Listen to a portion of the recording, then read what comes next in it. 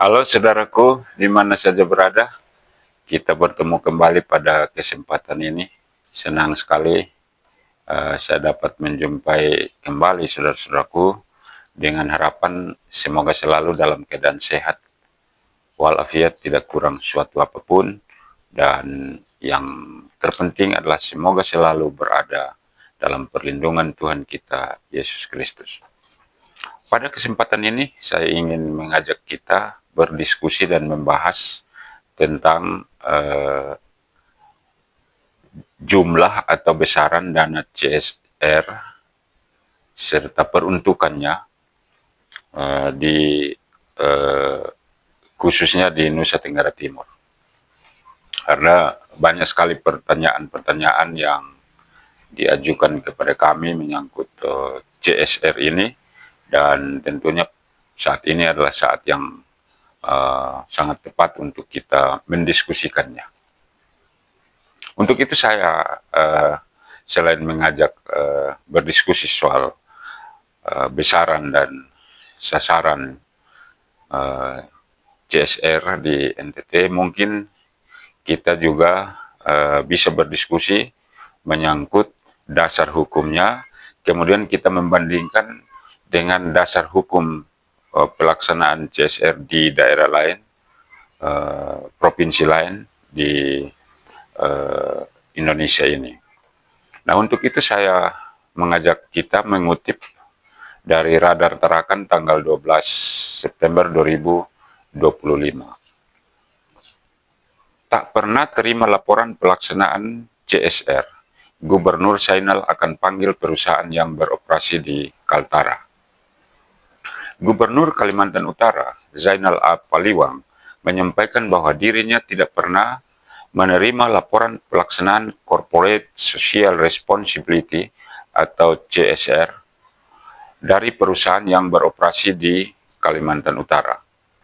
Hal ini membuatnya bersama perangkat daerah kesulitan untuk memberikan penjelasan ketika ada pertanyaan yang masuk terkait dengan seperti apa tanggung jawab sosial perusahaan terhadap masyarakat di Provinsi ke-34 tersebut. Ada puluhan perusahaan di Kalimantan Utara, tapi kita tidak pernah mendapat laporan CSR-nya berapa dan di mana saja.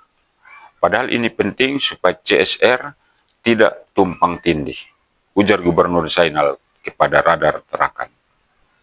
Melihat banyaknya jumlah perusahaan di Kalimantan Utara, ia berharap program CSR ini dapat dilaporkan supaya dapat diketahui berapa CSR yang disalurkan itu dan diarahkan ke mana saja. Nah, terhadap pernyataan Gubernur Kalimantan Utara tersebut, saya menduga bahwa sepertinya peraturan daerah atau pergub soal CSR di Kalimantan Utara belum dibuat, sehingga sampai timbul pernyataan gubernur seperti ini.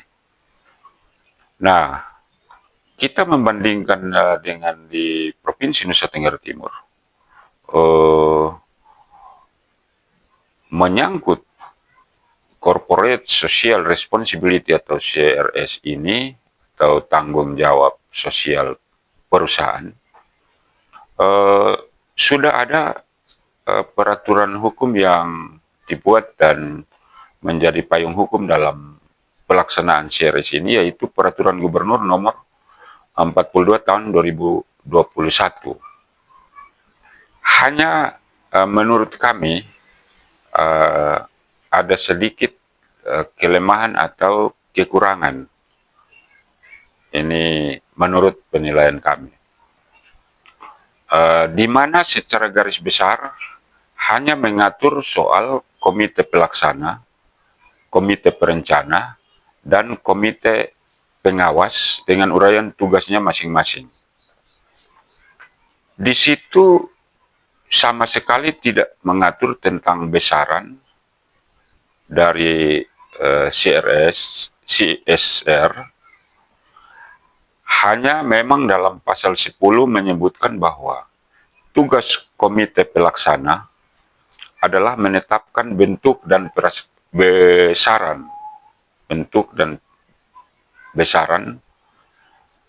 CSR dan dituangkan dalam kesepakatan antara perusahaan dan pemerintah daerah. Jadi ini gubernur memberikan kesempatan kepada komite pelaksana yang akan mengatur lebih lanjut soal ini. Ini yang berkaitan dengan apa yang tadi saya sampaikan, menurut kami ada sedikit kelemahan dalam pergub ini. Nah, akibatnya karena tidak diatur menjadi rancu menurut kami,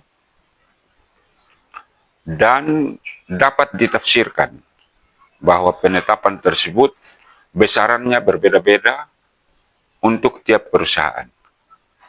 Nah, ini yang menurut penilaian kami barangkali perlu diperhatikan, perlu dipertimbangkan untuk ada revisi soal peraturan gubernur ini. Mengapa? Karena menurut dugaan kami akibatnya penetapan besaran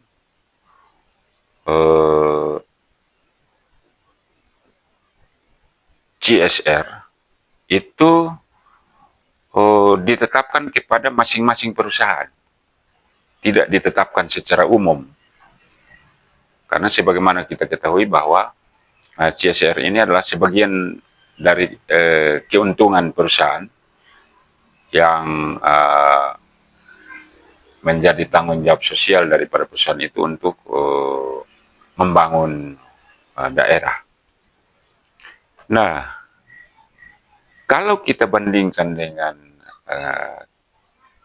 payung hukum atau ketentuan hukum di daerah-daerah lain, itu sudah mengatur secara jelas dalam perda maupun pergub, sehingga tidak memberikan kesempatan komite perencana yang akan menetapkan. Nah, di situ bedanya. Seperti contohnya adalah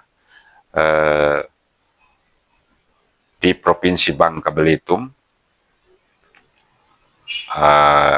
dalam perdanya sudah mengatur dan menetapkan besaran CSR adalah 1-2% dari keuntungan perusahaan. Nah, ini bedanya di situ dengan di NTT. Kita terus terang tidak tahu apakah besaran yang diatur oleh komite perencana di NTT ini secara langsung mengatur soal besaran seperti di Babel ini, ataukah hanya mengatur jumlah. Taruhlah misalnya, kamu perusahaan A sekian, kamu perusahaan B, kita tidak tahu soal itu. Karena masih perlu dikaji, karena masih belum kami mendapatkan ketentuan aturan dari komite pelaksana ini. Nah, misalnya dalam pelaksanaannya komite pelaksana menetapkan seperti yang di Babel, ya kita bersyukur. Tetapi apabila tidak diatur seperti dalam perda di Babel ini, maka ini tentunya menjadi catatan menarik untuk bahan kajian dan melakukan revisi terhadap peraturan gubernur nomor 42 tersebut. Nah, kemudian ada hal penting yang menarik juga untuk kita diskusikan. Mungkin perlu sebuah kajian agar dapat mengefektifkan pengelolaan dana CSR ini. Apakah memungkinkan secara hukum untuk CSR yang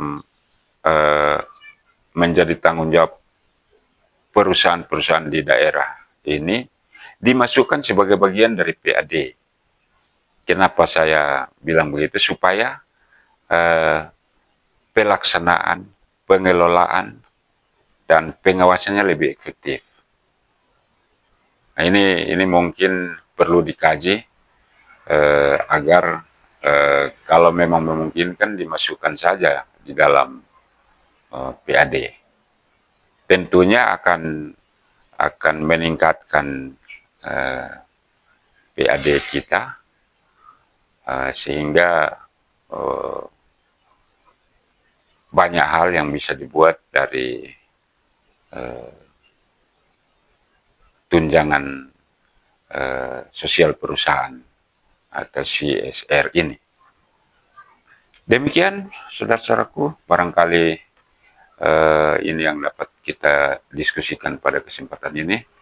Saya pada kesempatan ini juga menyampaikan terima kasih kepada saudara-saudaraku atas atensinya terhadap kehadiran channel ini, menambah semangat kami untuk lebih aktif lagi dalam mengajak kita berdiskusi soal isu-isu khususnya tentang penegakan hukum dan upaya pemberantasan korupsi di negara kita tercinta, khususnya di Nusa Tenggara Timur. Dan pada kesempatan ini pula, barangkali ada hal-hal yang ingin disampaikan oleh saudara-saudaraku menyangkut diskusi kita kali ini. Saya mengajak untuk silakan ditulis dalam kolom komentar, dan kami akan berusaha untuk kita lebih lanjut membahas dan mendiskusikan. Demikian perjumpaan kita pada kali ini, dan kita berharap dapat bertemu pada episode-episode selanjutnya.